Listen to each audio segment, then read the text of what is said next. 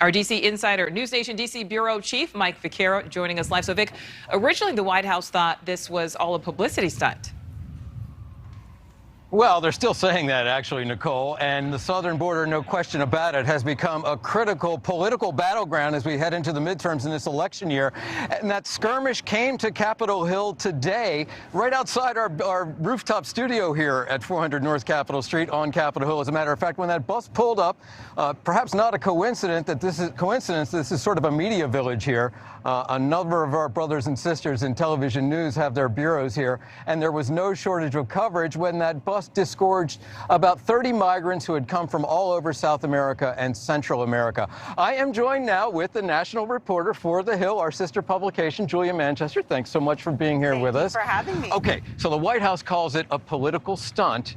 You might call it political theater for sure, but hey, is it effective or isn't it when it comes to the midterms and positioning and messaging? Well, it's certainly effective with Gregg Abbott really trying to send a message not only to voters around the country, but voters in Texas. Gregg Abbott is up for re-election in November. He's running against Beto O'Rourke, someone who nearly ousted Ted Cruz for Senate in 2018. Right. So he has a big campaign ahead of him. And I think the border and migration is something that Republicans up and down the ballot have focused on. In Texas, as we know, is obviously a border state. We saw in 2020 a lot of Republican voters as well as independent voters. Their turnout went up. We saw more voters going to President Trump and Republicans in Texas. So this definitely is a campaign move, I would say, from Gregg Abbott. Oh, no question about it. And you know, it's apparent that Republicans think they have a political winner here with 18,000 migrants expected to come across the border on May 23rd, when Title 42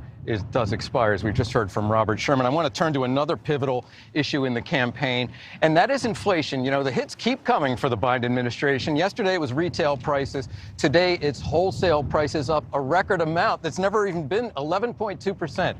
Year on year, the wholesale producer prices are up. Some of the prices we're seeing yesterday at the grocery store, when it gets down to when you and I go grocery shopping, beef up 16% over the course of the last year, eggs 11%, chicken 12.5%, not to mention the price of gas, something that everybody passes by and is like a flashing red sign, a political sign for Democrats. But you just recently wrote about a crucial demographic, very broadly speaking, half the population, women, and their concerns about inflation. Yeah, there's a new poll out from a nonprofit women's organization that shows that 52% of Republican women say that inflation and rising prices are a driving factor to get them to the polls. Now, that is huge because we know that Republicans have really been working over the past couple of cycles to win women, not only to turn out their own Republican women base, but also to get suburban female voters. Right, and let me stop you right there, because American politics now doesn't cut across economic lines, racial lines, or ethnic lines so much as it used to in the old days. It's become rural is red, urban is blue, and the battleground is in between in the suburbs. Yeah. To the extent that President Trump, you know, in the last election when he was running for re-election, said very plaintively, please like me. To suburban women. They didn't like him enough, at least not in Pennsylvania where he lost. So are Republicans now making inroads trying to win back that crucial vote? So what's interesting about President Trump and suburban women in 2020 is that, you know, he lost suburban women, but a lot of down ballot Republicans, Senate Republicans, House Republicans running in 2020 did well with suburban women. So suburban women were splitting their ballots when they voted for president and down ballot. So I think you are definitely seeing Republicans trying to make inroads with these voters, and they're talking about inflation. Obviously, inflation cuts across all gender, demographic, age groups. Everyone's impacted by it. But I think you're going to see them sort of try to cater their messaging towards women and talk about how it's impacting women's issues and that sort of a thing. And they're doing it for all voting groups, whether it's Hispanic voters, black voters, they're also doing it for women. Right. Okay, another sleeper issue. It might not be a sleeper issue, and that's crime. You know, 2 years ago, during the George Floyd protests and the Black Lives Matter, emergence of Black Lives Matter as a political movement in this country, we heard defund the police. Democrats, obviously, that didn't work out for them as a political message, and now we hear Democratic candidates around the country arguing with each other about who wants to fund the police more.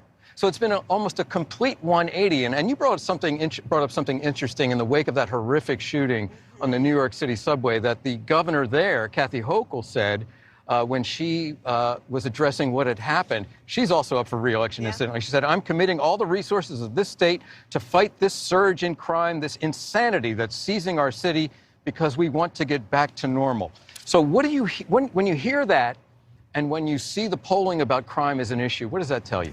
I think it tells you that Democrats are very concerned about how this is going to impact them. When you're seeing crime erupting in cities and also across the country in general, you're seeing Republicans seizing on that, saying Biden and Democrats are soft on crime. In fact, there are progressives that would still say that they would like to defund the police and they want the Democratic Party to embrace that platform. And you see Republicans like at the NRCC and other campaign organizations saying, you know what, we're going to tie all Democrats to that message. So this is Democrats' way of really pushing back against that. You've seen other candidates like Eric Adams, for example, in his mayoral bid, very much focusing on that. Joe Biden very much leaning away from this. Yes, exactly. Yes, exactly. Okay, now just finally, you have some new information about one of the key barometers that tells us how this is going to go in the fight for the Senate specifically, and that's campaign cash.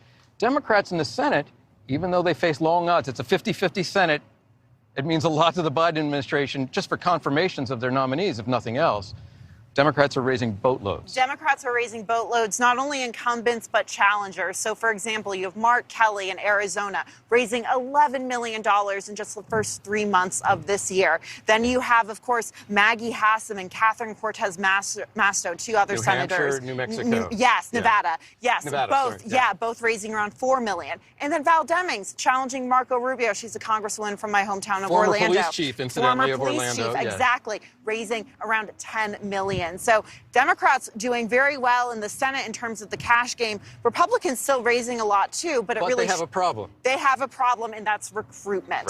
We've seen Republicans try to recruit more establishment or moderate figures like Chris Sununu in New Hampshire to run for Senate, Larry Hogan to run for Senate in Maryland. Yes, and of course Doug Ducey in Arizona. All of those Republican moderate governors turning down. So Democrats do have some hope. They do have some hope of retaining the Senate. Okay. Orlando hometown girl Julia Manchester and the Hill's national political reporter.